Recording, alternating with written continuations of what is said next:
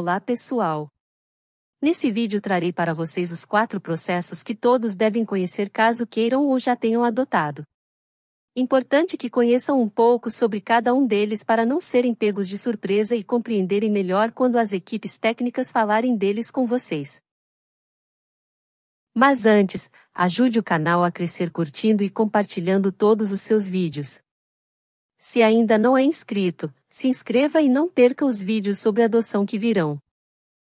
Processo de habilitação. O primeiro processo que nos interessa já tem um vídeo explicando seu andamento e é o processo de habilitação para adoção. Todo aquele que pretenda adotar filhos deverá passar obrigatoriamente por esse processo judicial. Nele você apresentará documentos, como certidões de antecedentes criminais, certidões de distribuição cíveis e criminais, atestados de saúde física e mental, dentre outros. Isso irá auxiliar o juiz a saber um pouco sobre vocês. Por exemplo, se um casal quer adotar, mas o pretendente tem ações e execuções de alimentos contra si, está claro que não está dando conta sequer dos filhos que já possuem, logo, não é um momento para querer adotar mais filhos. O atestado de saúde física e mental mostrará se a pessoa não está em tratamento de doenças graves que inviabilizem, ao menos temporariamente, o projeto adotivo. Também serão feitos estudos psicossociais em que a equipe técnica do juiz o entrevistará, fará visitas e até aplicará testes para avaliar as reais motivações para adotar. Mas, como o canal já tem um vídeo explicando esse processo, recomendo que o marquem para assistirem com cuidado em outra oportunidade. Processo de medida de proteção. O segundo processo é o de medida de proteção. Esse processo é iniciado sempre que uma criança precisar ser afastada da família de origem. Quando algo realmente grave inviabiliza a permanência da criança junto de sua família natural, ela deverá ser acolhida em família ou instituição, até que o judiciário avalie o que está havendo e busque soluções para sua volta para casa. Assim que a criança é acolhida, é iniciado um programa individual de acompanhamento, onde a rede de proteção à família e a instituição de acolhimento buscarão auxiliar seus familiares a resolverem as razões que levaram ao acolhimento. Isso poderá levar meses, com reavaliações semestrais. O objetivo é buscar resolver os problemas que levaram ao acolhimento, para que a família possa ter seus filhos de volta e a criança poder retornar ao seu lar.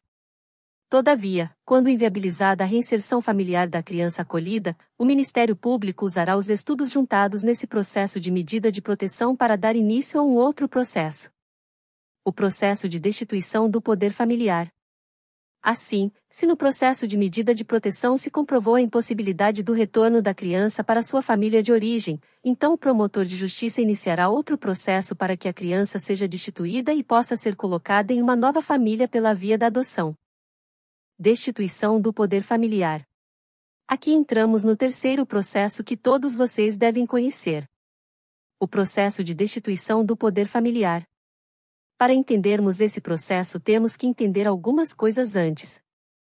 O Código Civil Brasileiro diz que compete aos pais o exercício do poder familiar, o que inclui dirigir a criação e educação dos filhos, exercer a guarda deles, reclamá-los de quem os detém ilegalmente, exigir-lhes obediência, respeito e que prestem serviços adequados às suas idades e condições, além de conceder ou negar consentimento para viajar para o exterior, para casar, mudar de residência. Também inclui representá-los ou assisti-los judicialmente enquanto menores. O poder familiar se extingue com a morte dos pais ou dos filhos menores, pela emancipação, maioridade, decisão judicial e, aqui nos interessa ainda mais, pela adoção. Assim a adoção extingue o poder familiar dos genitores da criança adotada.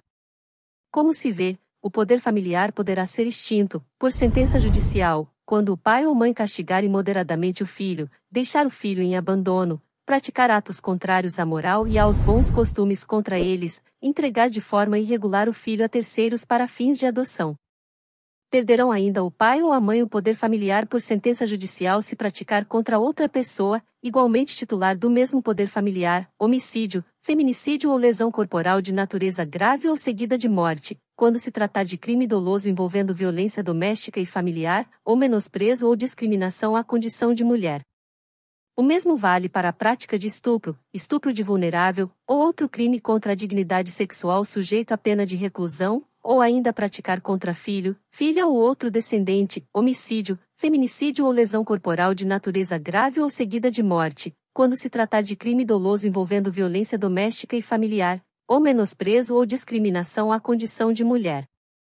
Vejam que são todos crimes muito graves que levam à destituição do poder familiar. Conforme o caso concreto, no processo de medida de proteção ainda se tentará auxiliar a família de origem a se recuperar e reaver a companhia de seus filhos. Nos casos mais graves, ou se comprovado no processo de medida de proteção que a família de origem não demonstra real interesse de mudar, então o promotor de justiça usará os estudos da medida de proteção para dar início ao processo de destituição do poder familiar contra os genitores. Esse processo de regra é longo, pois muitos genitores e genitoras estão sumidos, dificultando sua localização e citação para acompanharem o processo. Como é realmente grave a destituição do poder familiar, o judiciário deve tentar garantir aos genitores a possibilidade de se defender e lutar para reaver seus filhos. Assim, iniciado o processo com todos os estudos que comprovaram que os genitores não estão se dedicando a melhorar para reaver seus filhos, o promotor pede a suspensão do poder familiar deles e o juiz, concedendo o pedido feito, tirará provisoriamente dos genitores o poder familiar que detinham sobre sua prole. Isso perdurará por todo o processo.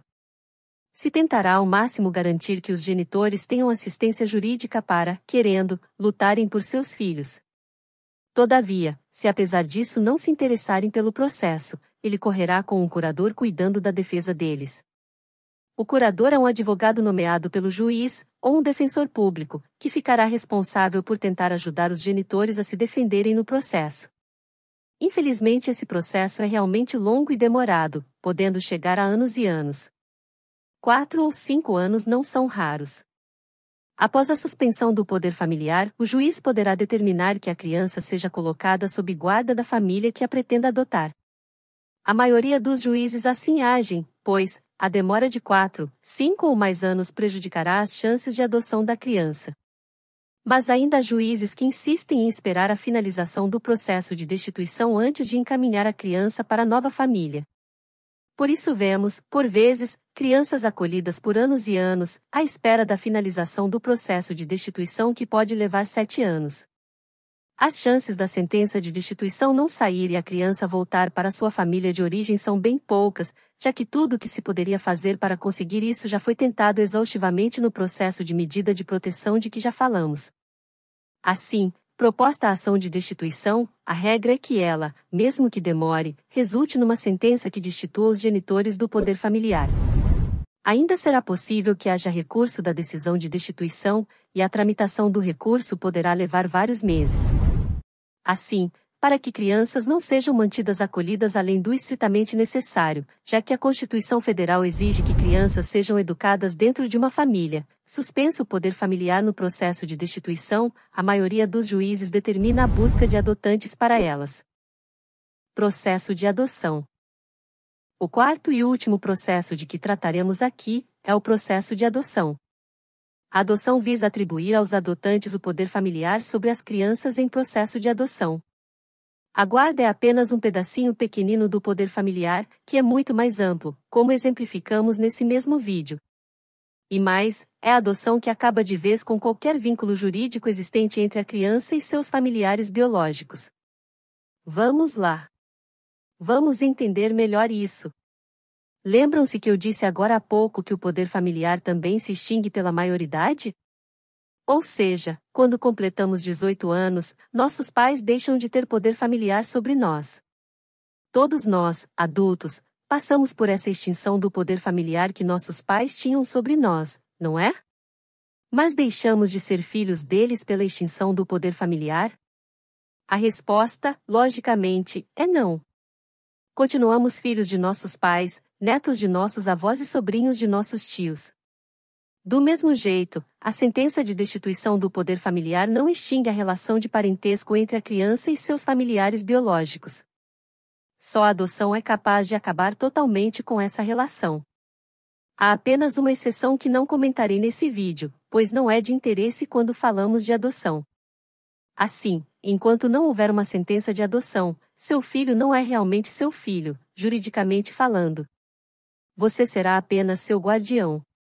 Com a adoção, então, Se extingue toda a relação jurídica que um dia existiu entre a criança e sua família biológica, criando-se entre ela e sua nova família adotiva, a relação jurídica que antes existiu com aquela família sanguínea. A sentença de adoção faz da criança adotanda e dos adotantes pais e filha para todos os fins jurídicos, não havendo qualquer distinção entre a parentalidade adotiva e a biológica antes existente e agora extinta. A adoção da existência jurídica à relação de pais e filhos. Falarei agora sobre alguns outros aspectos que permeiam os 4 processos que acabei de lhes apresentar. Guarda provisória para fins de adoção. A regra é que, após o estágio de aproximação, os futuros pais por adoção recebam a guarda de seus futuros filhos, e ela será chamada de guarda provisória para fins de adoção. Veja, quando expliquei o poder familiar falei que a guarda é uma parte dele. Os genitores em processo de destituição, ou já destituídos, não detêm mais a guarda dessa criança, que agora é passada para os futuros adotantes. Uma pergunta que sempre aparece no imaginário dos adotantes é: por que ela é provisória e não definitiva? Explico. A guarda para fins de adoção não pode ser definitiva. Ela tem que ser provisória, pois deverá existir apenas enquanto a sentença de adoção não for proferida. A sentença de adoção dará para os adotantes algo muito maior do que uma simples guarda. Lhes atribuirá o poder familiar total sobre seus filhos. A guarda provisória é provisória, pois deverá existir apenas até a sentença de adoção atribuir aos pais adotivos o poder familiar sobre seus filhos. Aí ela é absorvida pelo poder familiar, que é muito mais amplo que ela. É por isso que não existe guarda definitiva na adoção. É por isso que a guarda provisória não é substituída por uma guarda definitiva. Ela é substituída pelo poder familiar. De onde pode vir a guarda provisória? Outro ponto importante é onde a guarda provisória para fins de adoção será concedida. Existem 4 possibilidades. A primeira é ela ser concedida dentro de um novo processo, um processo de guarda. Não é nenhum dos 4 já estudados e sim um 5º processo.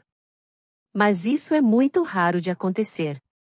Poucos são os juízes que inauguram um novo processo, o de guarda, apenas para conceder guarda provisória para fins de adoção. O que mais ocorre é a guarda provisória ser concedida, ou dentro do processo de adoção da criança, ou no processo de medida de proteção, se a ação de adoção ainda não foi proposta.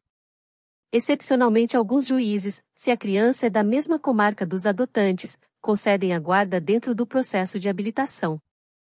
Vejam como é importante que assistam a esse vídeo várias vezes, até que consigam guardar boa parte das informações aqui contidas. Não é fácil encontrar essas informações que reuni aqui para vocês. Elas estão espalhadas e alocadas em textos jurídicos a que poucos que não são da área terão acesso, ou, tendo acesso, não conseguirão compreender com facilidade. Assim, aproveitem esse resumo que apresento aqui para estudarem, para não serem pegos de surpresa, ou serem prejudicados, por orientações erradas por parte de quem pouco ou nada sabe realmente sobre o assunto. Ainda sobre a adoção.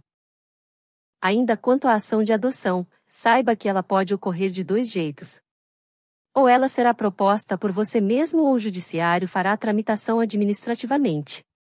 Por isso é importante, antes de dizer sim quando contatado, perguntar se terá que propor ação de adoção ou se ela será feita direto pelo judiciário. A maioria dos juízes entende que a ação de adoção deve ser proposta pelos adotantes e, para isso, terão que contratar advogado ou usar a defensoria pública. O defensor público atua apenas nas adoções em que os adotantes sejam comprovadamente pobres. Nos demais casos, os adotantes terão que contratar advogado e pagar honorários para que ele cuide do processo. Logo, faça um pé de meia para o caso de ter que contratar um advogado. Quando disserem para você que não precisa de advogado, é porque a ação de adoção será feita administrativamente. Nesse caso, tome o cuidado de pedir o número do processo e senha para acompanhar o seu andamento semanalmente. O judiciário tem muitos processos andando ao mesmo tempo, e se você não ficar atento pode ser que o seu demorem além do necessário. Por isso compete a você fazer um acompanhamento semanal do processo de adoção de seu filho. Não fique no escuro sobre o andamento desse tão importante processo. Escolhendo um advogado. Agora falemos um pouco sobre um assunto que já foi objeto de outro vídeo que sugiro que assistam também. Será preciso ou não contratar advogado nesses processos? Primeiramente, entendam que se for para contratar um advogado para cuidar de um processo seu, seja de adoção, seja de habilitação, seja de destituição do poder familiar de seus filhos adotivos, sempre contrate um advogado da área de adoção. Não basta ser um advogado. Não basta sequer ser um advogado civilista. Tem que ser um que entenda de adoção com especificidade. Não gaste dinheiro contratando um profissional que não é conhecedor do assunto adoção.